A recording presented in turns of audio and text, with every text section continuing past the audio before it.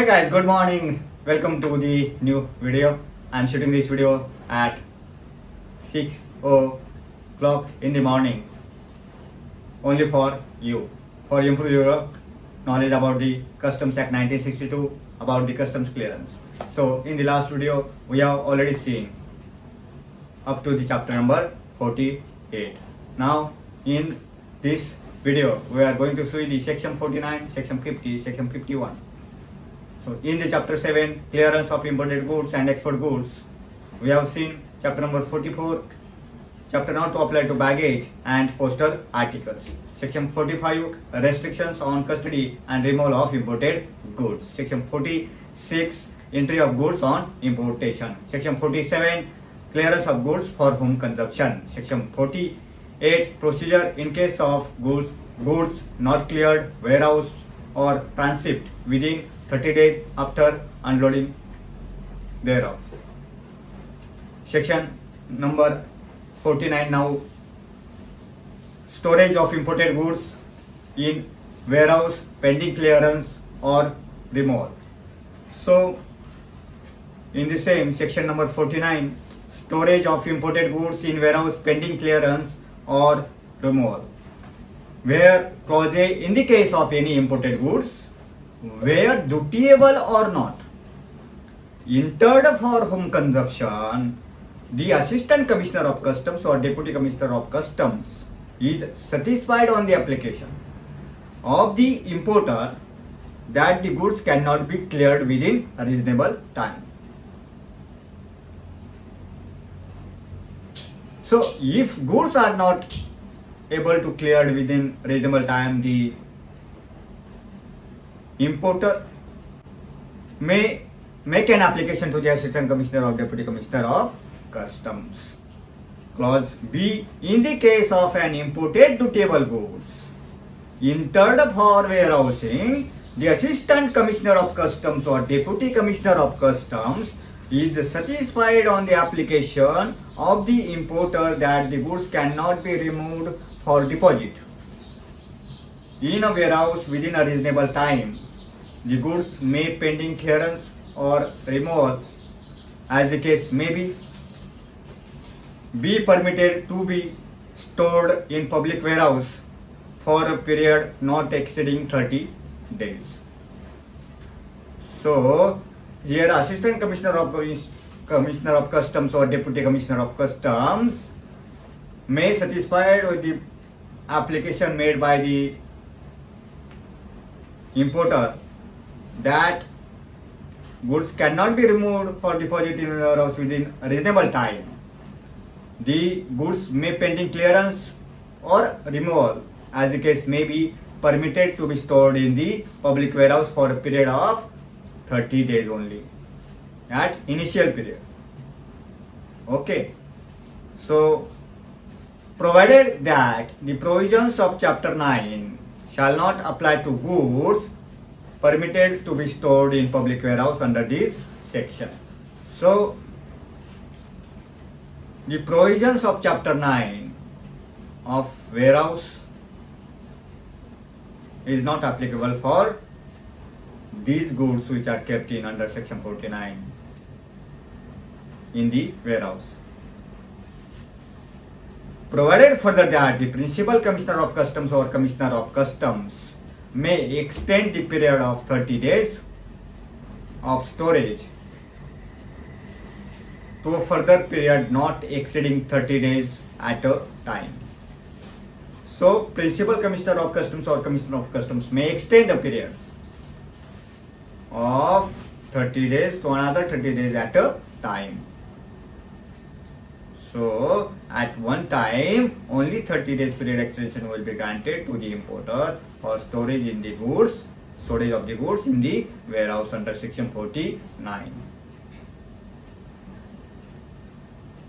So any imported goods can be stored in the warehouse if the same is not unable to clear in reasonable time and the proper officer has satisfied that the reason is genuine and the importer on to save his cost of the container detention and damage. So he can release the container from the customs area and the goods can kept in the warehouse for pending clearance. So this is the section 49. Storage of imported goods in warehouse pending clearance for removal. Section 50 now here is entry of goods for exportation. Section 50 here is entry of goods for exportation. Section 50 here is entry of goods for exportation. Subsection 1. The exporter of any goods shall make entry thereof by presenting electronically on the customs automated system to the proper officer. In the case of goods to be exported in a vessel or aircraft, a shipping bill, and in the case of goods to be exported by land, a bill of export in such form and manner as may be prescribed. So, if goods are going to be exported by vessel or aircraft, a shipping bill is presented. And if the goods are exported by land, the bill of export should be presented by the exporter. Provided that the principal commissioner of customs or commissioner of customs may, in cases where it is not feasible to make entry by presenting electronically on the customs automated system, allow an entry to be presented in any other manner. So, if the customs automated system is not working, the principal commissioner of customs or commissioner of customs may give the permission to file the declaration in any other manner which is available, maybe it in manual mode also. Subsection 2. In the section 50, entry of goods for exportation. The exporter of any goods, while presenting a shipping bill, a bill of export, shall make and subscribe to a declaration as to the truth of its contents. Subsection 3. The exporter who presents a shipping bill or bill of export under this section shall ensure the following, namely, Clause A, the accuracy and completeness of the information given therein. Clause A, the accuracy and completeness of the information given therein. Clause B, the authenticity and validity of any document supporting it. Clause D, the authenticity and validity of any document supporting it. Clause C, compliance with restrictions or prohibitions, if any, relating to the goods under this Act or under any other law for the time being in force. Subsection 3. The exporter who presents a shipping bill or bill of export under this section shall ensure the following, namely, Clause A, the accuracy and completeness of the information given therein. The accuracy and completeness of the information given therein.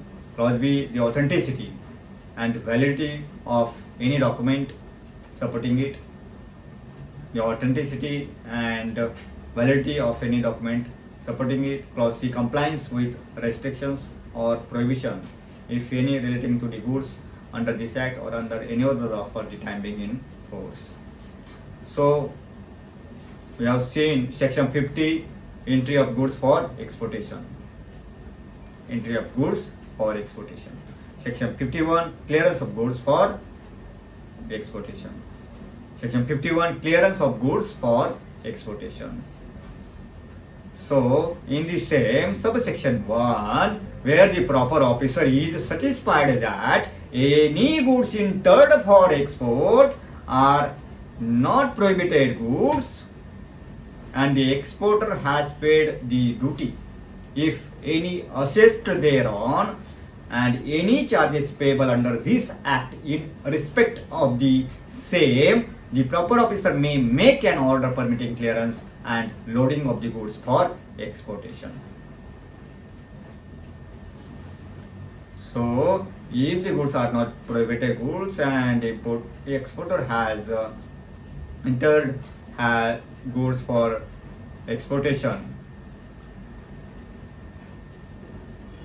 the proper officer may make an order permitting clearance of the same goods in the subsection 1, provided that such order may be made electronically through the customs automated system on the basis of risk evaluation through appropriate selection criteria.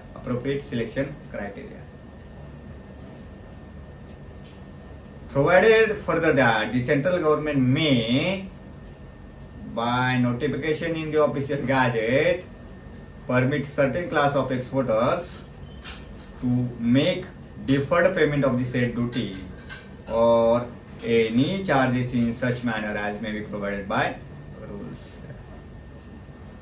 Subsection 2. Where the exporter fails to pay the export duty,